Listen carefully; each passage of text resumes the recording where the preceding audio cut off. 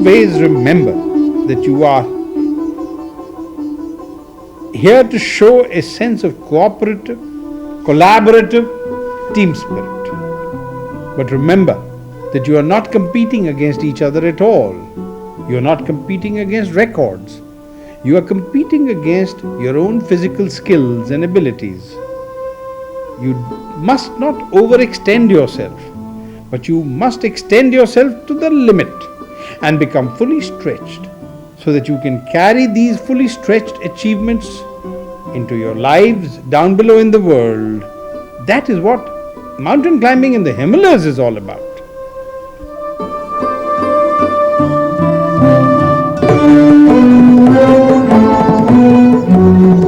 I guess if you look back around Dartmouth, the mountains are much older, a lot smaller. They've had more time to erode.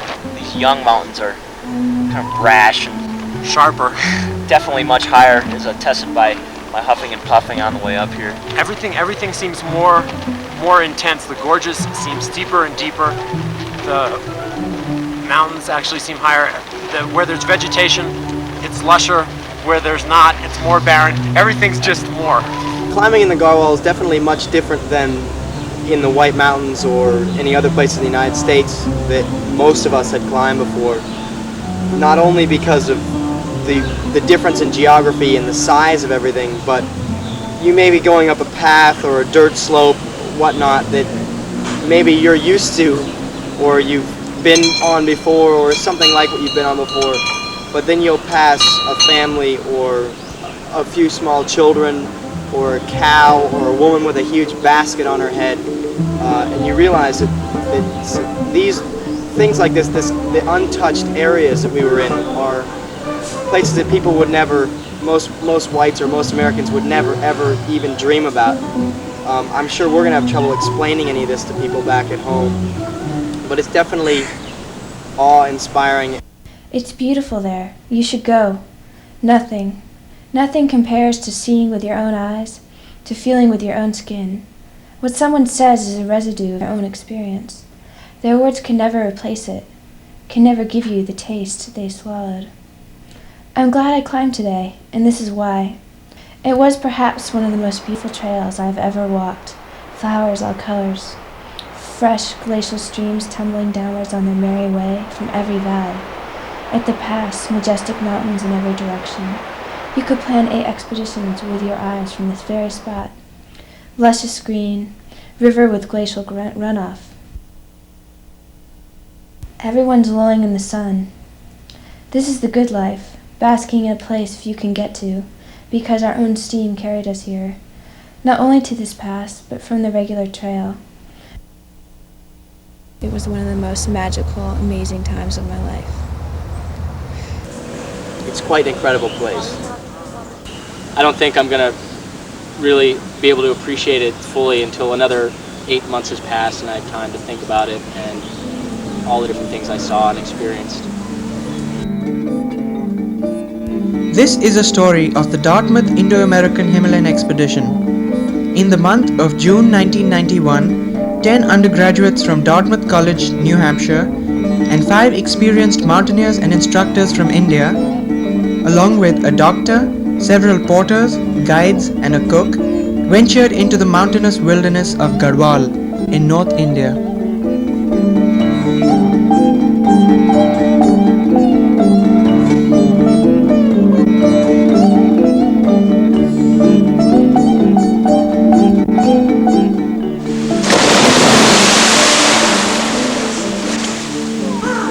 Braving the summer heat on arriving in New Delhi, the team quickly removed to the foothills of the Himalayas.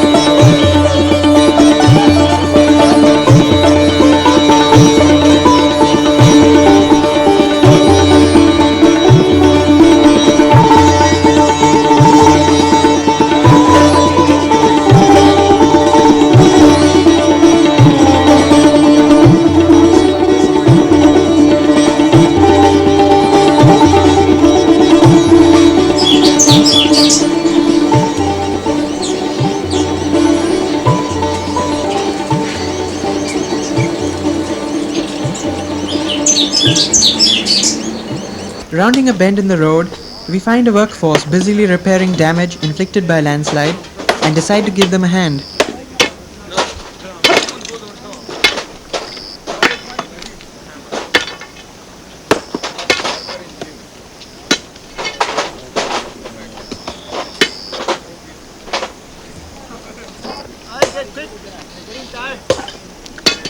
Yeah, it's getting too hot.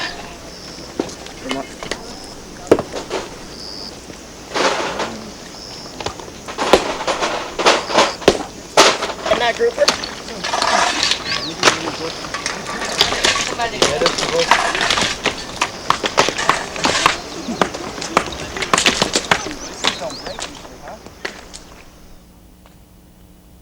Travelling on, up the valley of the Yamuna, the second largest river of North India, we gained altitude steadily, travelling through mixed broadleaf and conifer forests.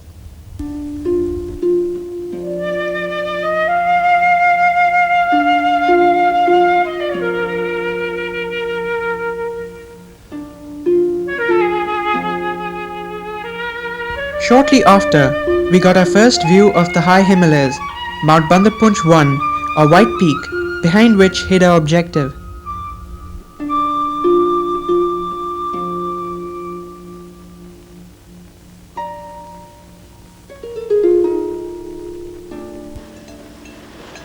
We soon reached the roadhead at the 5,000-foot high village of Shankri, where odd even Bustnes did the reappearing act. It sounds like it can even go separately.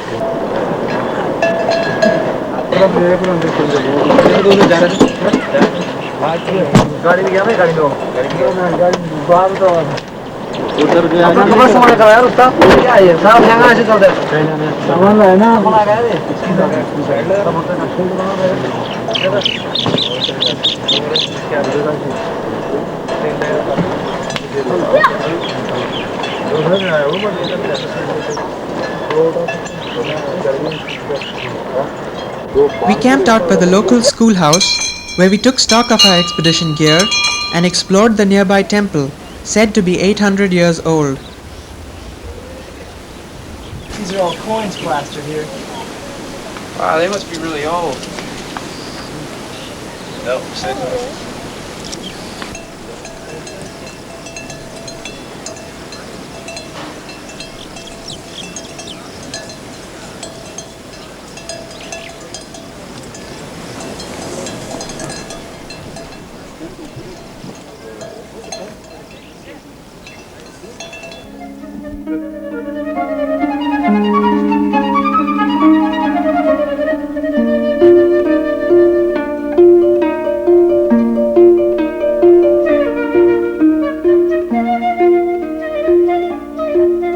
The next few days saw us hike through many colorful hamlets, till 3 days later we entered the alpine zone, trekking through cuckoo-infested forests interspersed with lush meadows.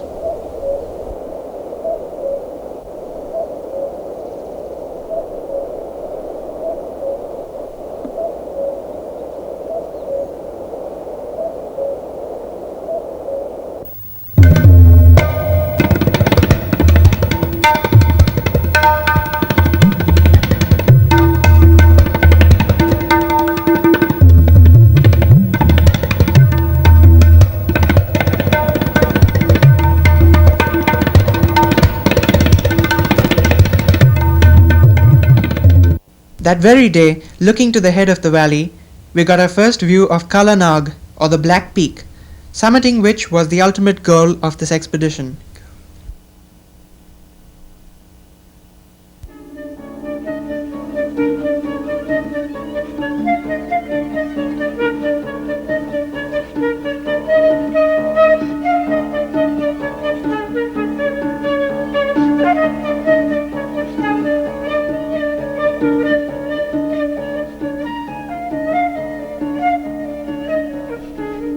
We climbed several thousand feet to reach our pre-base camp at Ruinsara Valley, 11,800 feet high, marked by its stand of silver birch trees at about their upper level in the tree line.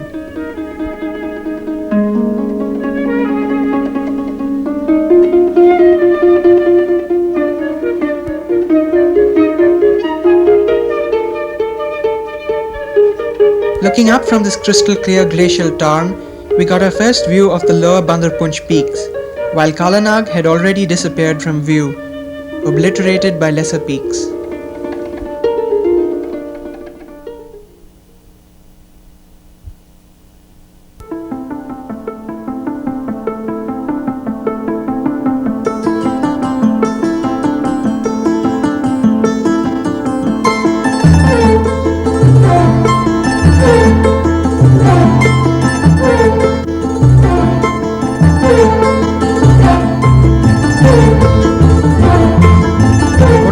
Eyes, however, was the proliferation of alpine blossoms growing wild in this natural garden.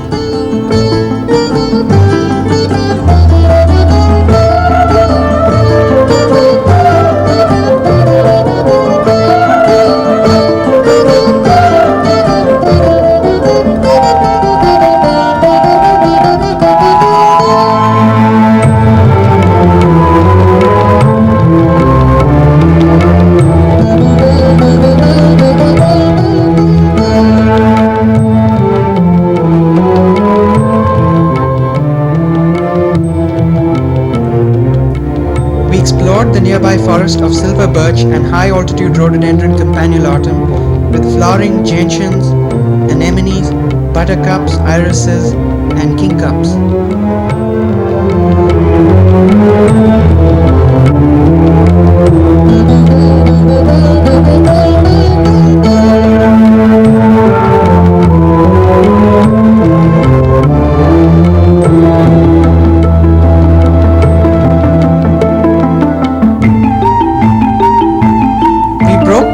Camp and once again took to the trail to finally establish base camp at Kiarkoti on a glacial shelf at 13,200 feet high above the moraine of the Bandarpunch glacier.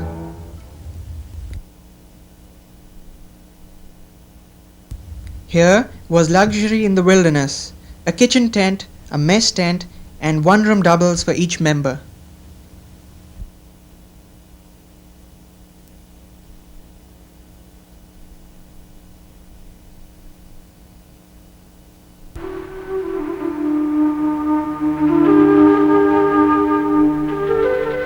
From here, we got our first good view not only of Kalanag but several other neighboring peaks.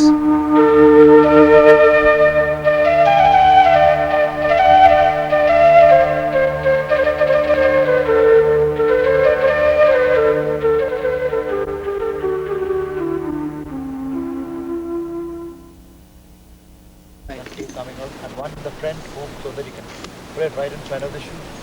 Okay. Where's it gonna go? I mean, After our instructors helped calibrate and repack our gear, we heard more about Kalanag and what lay ahead of us from Mr. Hari Dang, Vice President of the Indian Mountaineering Foundation, and himself, an experienced climber in the past. Really? As you can see, the Black Peak is the highest mountain in this group, surrounded by the cirque of the Bandarpunch glacier to the north of the main Bandarpunch. It was first attempted by a Doon school party with schoolmasters like Gibson and Gurdayal Singh, and we have been coming here ever since the 1930s and the 40s, and it is a glorious area, as you must have experienced, though today the weather is quite remarkably clear for the monsoon. The Dartmouth Himalayan expedition 1991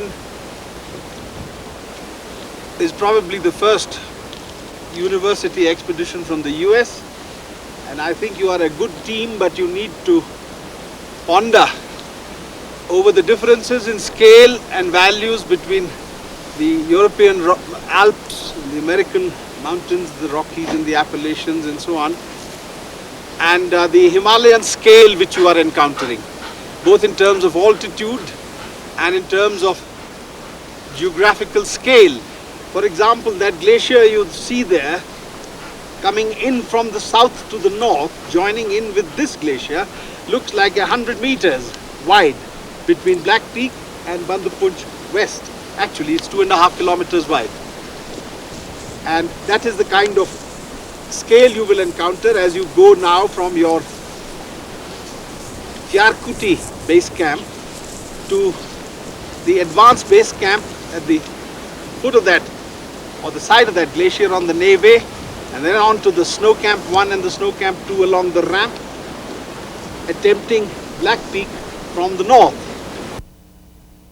After several days of acclimatization, we proceeded to establish advanced base camp at Deobasa at an altitude of 14,800 feet during a period of cloudy weather and occasional rain.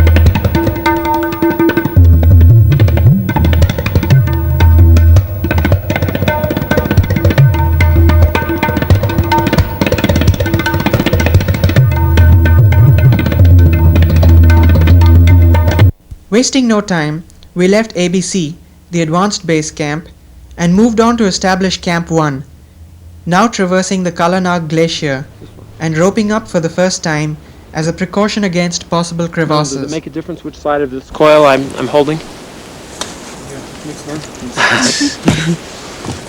I want the inside of this coil. Huh?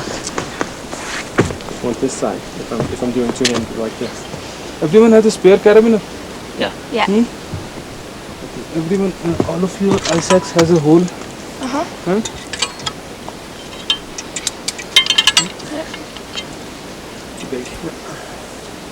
Actually, I prefer right-handed. Yeah, change it then. Whatever feels best. Listen. My neck. Yeah, put it out through your shoulder too. And then when you're belaying, take it off. It's a coiled rope. On the shoulder. Oh, which one? But then, This one for the well, it's break. a question Well, it depends. Well, When I will go ahead, I will anchor myself. Okay. Then I will belay you up. And she will be belaying you. Okay. इनको पता नहीं भाई कि रोप कर देते हैं थोड़ा coil करके.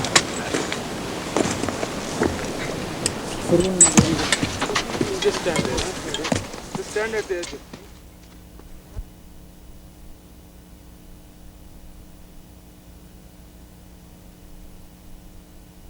Skirting the Kalanag icefall, we finally established Camp 1 at 16,500 feet at the base of the Dhuadhar Kandi Pass, which can be crossed to gain access to the valley of the Ganges.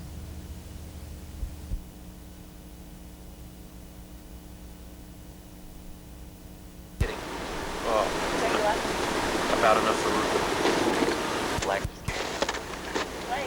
getting ready after the trip too. Just kidding. Is there more hot chocolate? Kind of weird to think about that. Here I am, one of the two seniors on the expedition with all these crazy pea green clueless schmen that have actually been quite competent with what they're doing. And I don't know, I guess it says a lot about a Dartmouth student, or perhaps just these individuals themselves. But I don't know, I guess it's terrible hanging out with them. Without speculating on whether it's us or whether it is some mystical quality attributable to all Dartmouth students.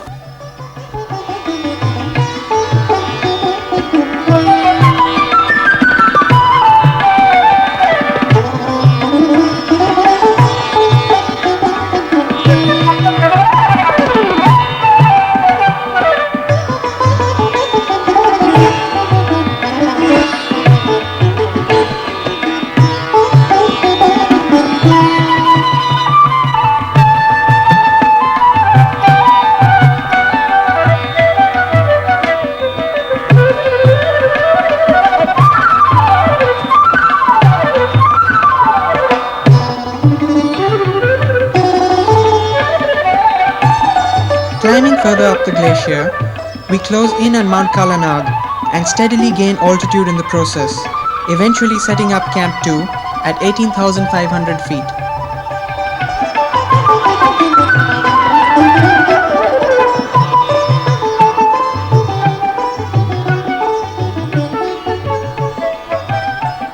The morning of the summit day, we woke at 1:30. Nobody slept much. The combination of the 18,500 foot altitude and the anxiety of knowing today would be the day played in our minds. By the time we roped up and left, it was 3:30. Our headlamps probed the pre-dawn darkness. As the sun rose on a magnificent Himalayan morning, the tension eased. We worked our way out of the crevasse field and onto the long ramp which was our route to the summit.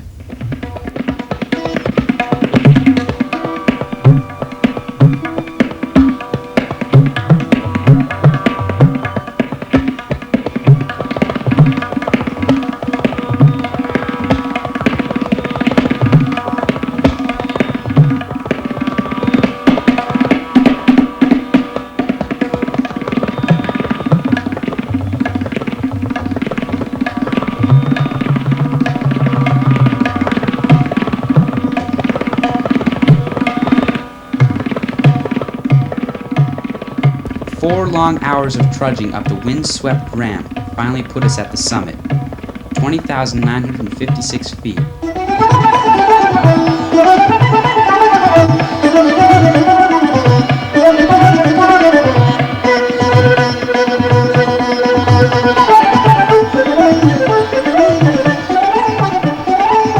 After a short while at the top, we descended 7,000 feet to our advanced base camp.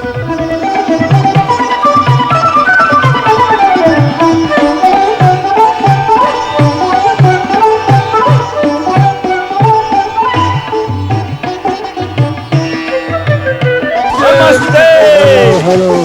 Congratulations.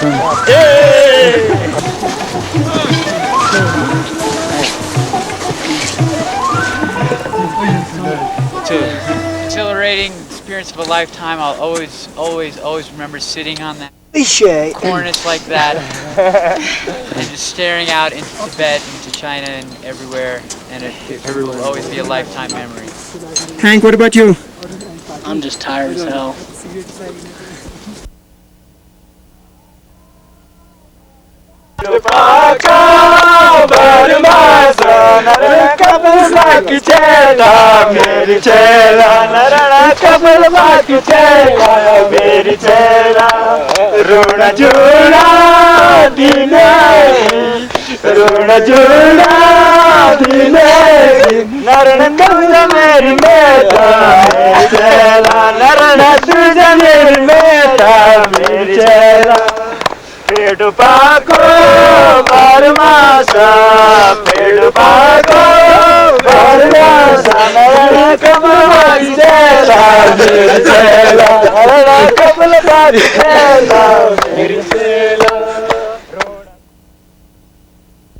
And we descend from this Himalayan magic land, carrying with us these fully stretched achievements and memories.